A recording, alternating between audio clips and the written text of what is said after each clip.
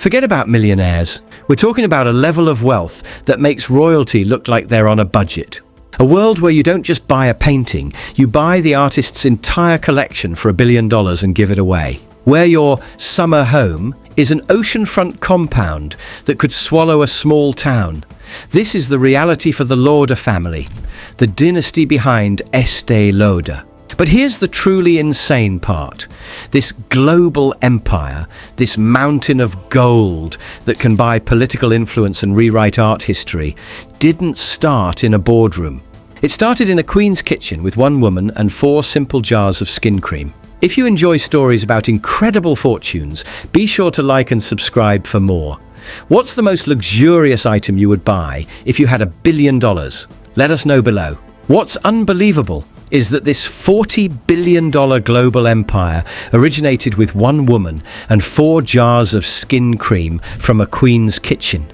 This is the story of how that simple dream became a mountain of gold, forever changing beauty, art and politics. But before the palaces and private jets, before the billion-dollar art and political power, there was just one woman with an incredible dream and 4 jars of cream. Where the money came from? 4 jars and a dream.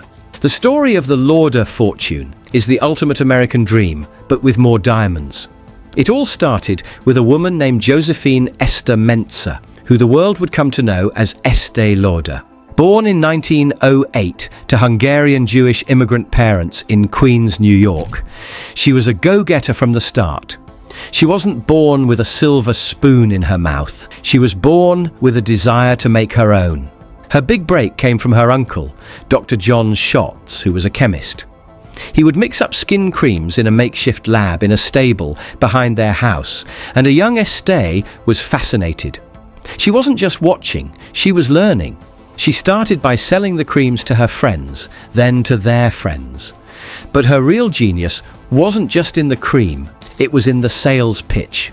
She had a simple philosophy: telephone, telegraph, tell a woman. She knew that word of mouth was more powerful than any advertisement.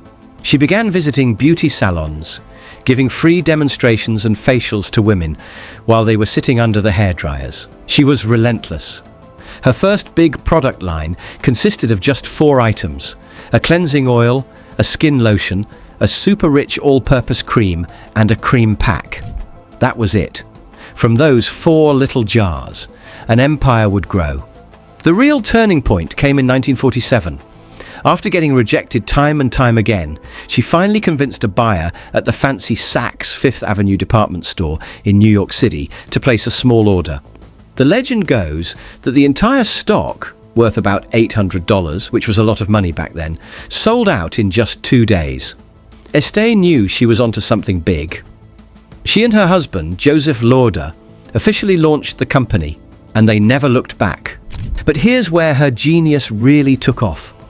She invented a marketing trick that is still used by every single makeup company today: the gift with purchase. The idea was simple, but revolutionary. If a customer spent a certain amount of money on her products, they would get a free gift, maybe a cute bag with some sample-sized lipsticks and creams inside. Women went crazy for it. It made them feel special, like they were getting a secret deal. This is on another level, because it wasn't just about selling a product.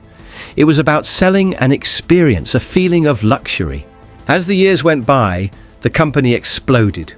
They launched new brands like Clinique in 1968, the first ever dermatologist-guided, allergy-tested line of cosmetics. This was a huge deal, making them seem scientific and trustworthy. They started buying up other cool, trendy brands, like the edgy makeup company MAC in 1994 and the celebrity makeup artist brand Bobbi Brown in 1995. They also snatched up the ultra-luxurious skincare brand La Mer, famous for its ridiculously expensive miracle cream that can cost over $2,500 for a single jar. Today, the Estée Lauder Companies owns over 25 major brands, including Aveda, Tom Ford Beauty, and Jo Malone London. The family has managed to keep incredible control over this empire. When the company went public on the stock market in 1995, they set it up so that the Lauder family would always hold special shares with more voting power. This means that even though other people can buy parts of the company, the family always gets the final say. Right now, they control about 86% of the voting power, making them the undisputed kings and queens of their own kingdom. This smart move has allowed their personal fortune to balloon to an estimated $32.3 billion as of 2024, making them one of the richest families in the entire world. All from 4 little jars of cream. Enjoying this deep dive? Hit that like button and subscribe for more. Which Lauder family home would you want? The NYC Palace, Hamptons Estate, or Aspen Chalet? Comment below. And with that river of cash flowing from those 4 little jars, the family began to build a lifestyle so outrageously lavish it would make royalty jealous. Lifestyles of the insanely rich. Palaces, Picassos, and private jets. When you have a fortune built on beauty, you better believe your lifestyle is going to be beautiful. The Lauders don't just live in nice houses, they live in historical landmarks and palaces that most people only see in magazines. Their collection of homes, art, and toys isn't just luxurious, it's a testament to a fortune so vast it can buy anything and anyone it wants. Palaces around the globe. Let's start with their homes, which are more like private museums. Estée Lauder herself set the standard. She had a stunning blue and white themed townhouse on the Upper East Side of Manhattan, a sunny French-style mansion in Palm Beach, Florida, and a gorgeous villa in the south of France for good measure. She was famous for her impeccable taste, and everybody just wanted to be his friend when they saw her homes. Her sons, Leonard and Ronald, took that taste and multiplied it by 1 billion. Leonard Lauder, the family patriarch and chairman emeritus of the company, lives in a sprawling Fifth Avenue apartment in New York that overlooks Central Park, one of the most expensive addresses on earth. He also has a massive estate in Palm Beach for when the New York winters get too chilly. His brother, Ronald Lauder, took it to another level. His main home in New York City is a historic townhouse known as the Mrs. O. H. P. Belmont House. This isn't just a big house. It's a 16,000 square foot limestone mansion that looks like a French palace right in the middle of Manhattan. He also owns the Westerly Estate in Wainscott, Long Island, a 39-acre oceanfront compound. But that's not all. He also keeps homes in London, Paris, and Israel. You know you're rich when you need a full-time staff just to manage your address book. The third generation is living just as large.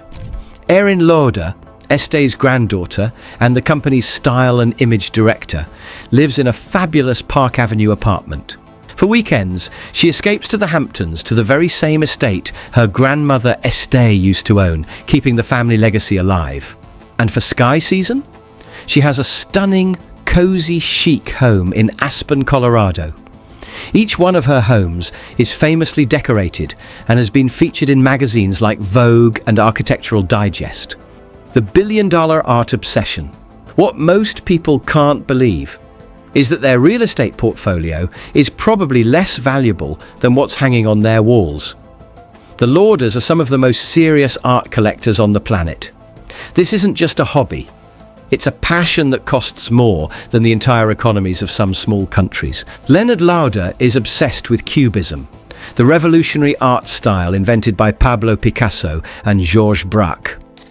For decades, he quietly built what experts call the single greatest collection of Cubist art in the world.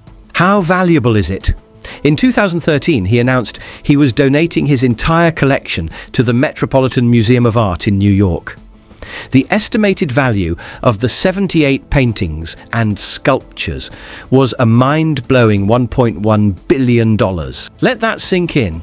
He gave away over $1 billion worth of art. The collection includes 33 works by Picasso and 17 by Braque.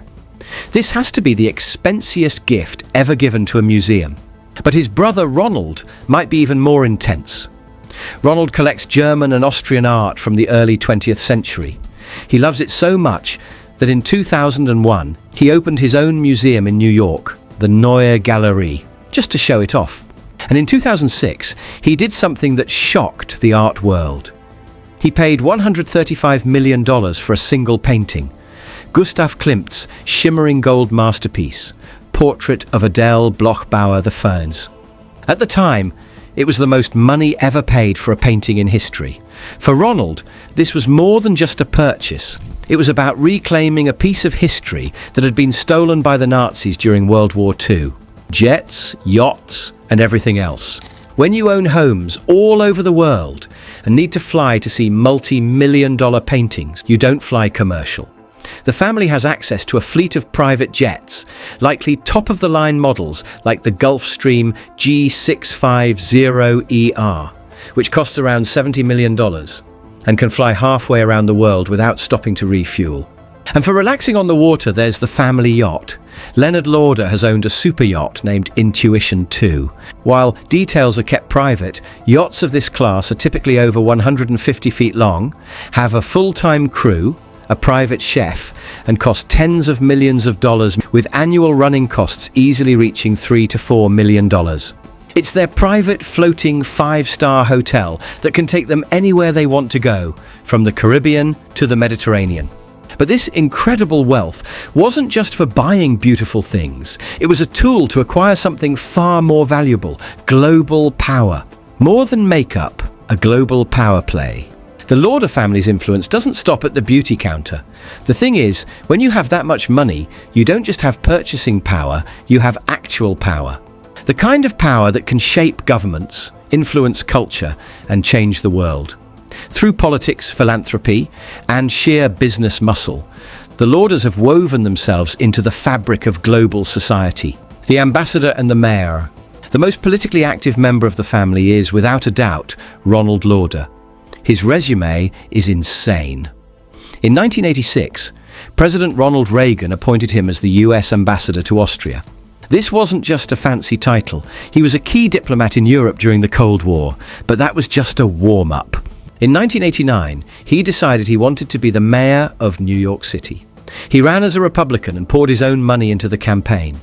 He spent a staggering $14 million on his primary race, which he lost. At the time, it was the most expensive self-funded campaign in the city's history. He might not have won the election, but he sent a clear message. The Lauder family was a political force to be reckoned with.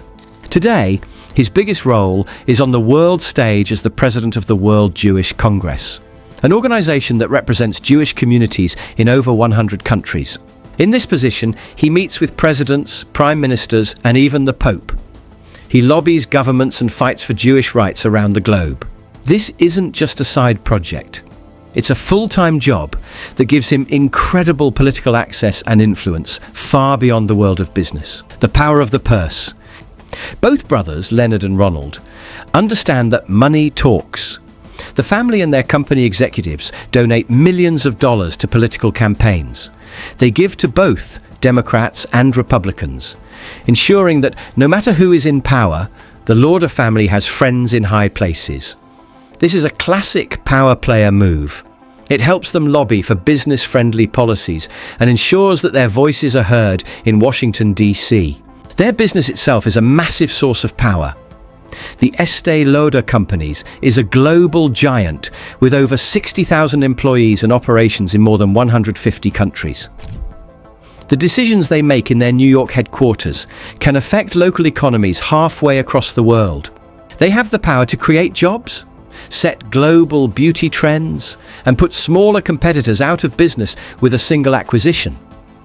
They are a true multinational powerhouse, and the family sits right at the top, pulling all the strings, shaping society with billions in charity.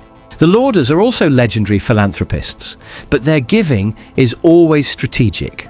It's not just about writing checks, it's about building institutions that reflect their values and enhance their legacy. One of their most significant contributions is in the fight against breast cancer. Evelyn Lauder, Leonard's late wife, co-created the iconic pink ribbon symbol for breast cancer awareness in 1992. She then founded the Breast Cancer Research Foundation, BCRF. This wasn't a small charity. To date, the BCRF has raised over $1 billion for cancer research. This incredible effort has saved countless lives and has forever linked the Lauder name with one of the most important health causes in the world. Their names are plastered all over museums, universities, and hospitals. They have donated tens of millions to institutions like the University of Pennsylvania for the Lauder Institute of Management and International Studies, and to the Whitney Museum of American Art, where Leonard is a major patron. This is on another level, because their philanthropy does more than just help people. It cements their status as cultural and social leaders. It ensures that the Lauder name will be remembered not just for makeup, but for art, medicine, and education for generations to come. So how does a family navigate these intense pressures to not only maintain their empire, but cement their legacy as one of the most iconic dynasties in the world? More than skin deep. So why, after more than 75 years, does the Lauder family remain at the absolute pinnacle of wealth and style? It's not just because they sell good lipstick. Their lasting impact comes from a powerful combination of genius marketing, iron-fisted family control, and an uncanny ability to sell not just a product, but a dream. They are an iconic American dynasty, and their story is a masterclass in how to build an empire and keep it for generations. The foundation of their success was Estée Lauder herself. She was a visionary who understood the psychology of her customers better than anyone. She knew women didn't just want to buy makeup. They wanted to buy glamour, confidence, and the hope of a more beautiful life. The gift with purchase, the elegant packaging, the beautiful counters in department stores, it was all designed to create an aura of aspirational luxury. She wasn't just selling cream in a jar. She was selling a ticket to a more fabulous world, and people couldn't get enough. What most people can't believe is how they've managed to keep the fortune growing. So many family empires crumble by the third generation, but the Lauders have been incredibly smart. By setting up the company with special voting shares, they ensured that the family would always have the final say. This has allowed them to think long-term, making decisions that are best for the family's legacy, not just for a quick profit. They've expertly balanced tradition with innovation, keeping their classic brands strong while acquiring new, cool companies to attract younger customers. Their impact goes far beyond business. Through their philanthropy, they have permanently linked their name to high culture and life-saving medical research. When you walk into the Metropolitan Museum of Art and see the Leonard A. Lauder collection, or see a pink ribbon during Breast Cancer Awareness Month, you are seeing the Lauder legacy in action. They have used their wealth to embed themselves in the very fabric of American society, and through Ronald Lauder's political and diplomatic work, they have extended that influence onto the world stage. Today, the third generation, led by Erin and Jane Lauder, is carrying the torch. They grew up in a world of unimaginable privilege, but they were also raised with a deep understanding of the family business and the responsibility that comes with their name. They are navigating a new world of social media influencers, clean beauty trends, and a rapidly changing global market. The question now is whether they can continue the magic. Can they keep their massive empire relevant and growing for another 75 years? One thing is certain, the world will be watching. The Lauder story started in a kitchen in Queens with 4 small jars and one woman's unstoppable ambition. It has become a global saga of unimaginable wealth, power, and influence. They are a true American dynasty, a family that proved that with enough grit, glamour, and business genius, you can not only change your own life, you can change the world. Did you find this story fascinating? Show support by liking and subscribing. What brand do you think Estée Lauder would create if she were starting her empire today? Share your ideas.